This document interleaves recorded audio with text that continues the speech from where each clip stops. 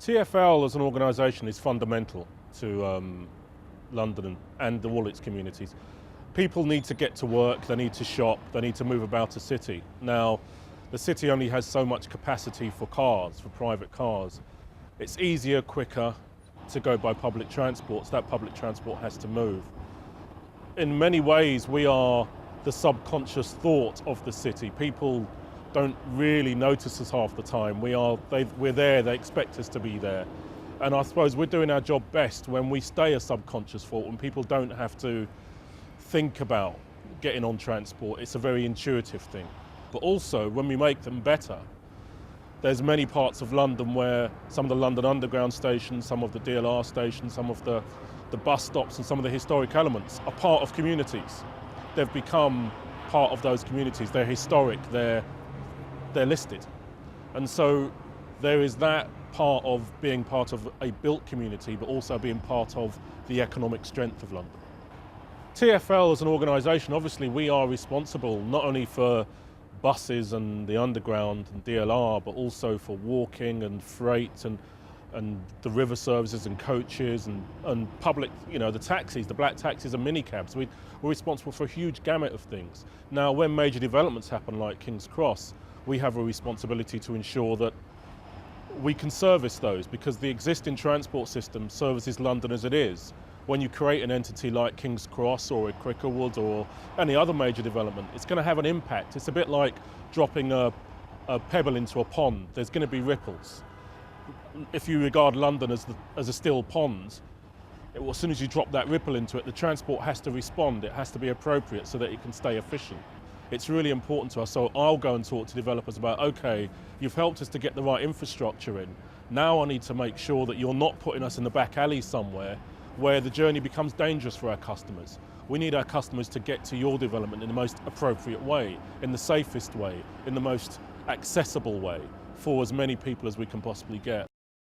We are a sort of underlying current within London in more ways than people would think. The Mayor, Ken Livingstone, within the London plan has talked about things like the compact city.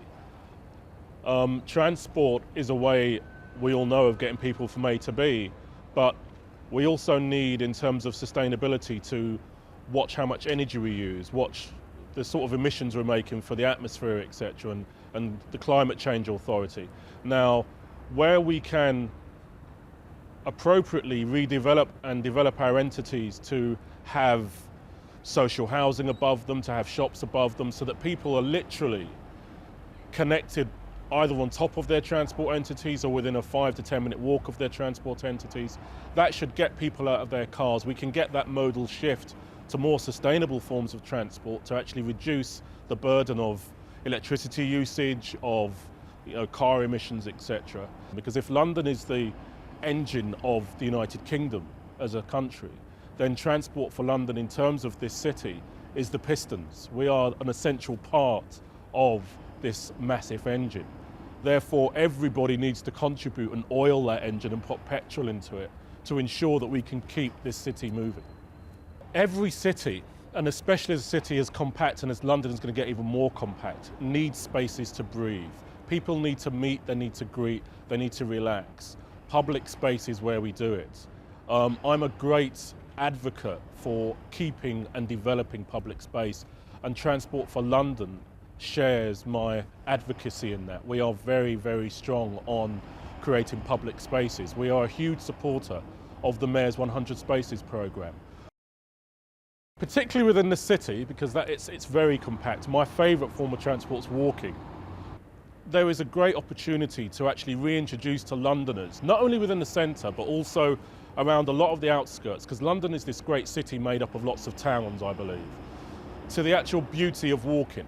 To do that, we need to reintroduce people to the mental map of London, to get them to understand that actually, why the Underground map, which is a fantastic piece of graphic, it's not actually true in geographical terms, because you can actually walk sometimes quicker from certain parts of not only central London, but also other parts of London, than it would be to actually wait for a bus or go downstairs to an underground station and wait 5 minutes for your train. And it's a lot of hassle, and you could be out in the open air, you could be getting exercise, You could be on a bike. There are other ways. As I'm an urbanist, and I think people walked before we had the wheel, before we had trades, people walked. So if more people walked, the amount of congestion relief we'd naturally get from other forms of transport would be amazing, and people would get major benefits from doing it. While it's great that we provide this service for you, we also are responsible for your streets with the boroughs, for your pavements, etc. Walk. Understand that you can walk from Covent Garden to Piccadilly Circus in probably under 5 minutes if you've got legs as long as mine.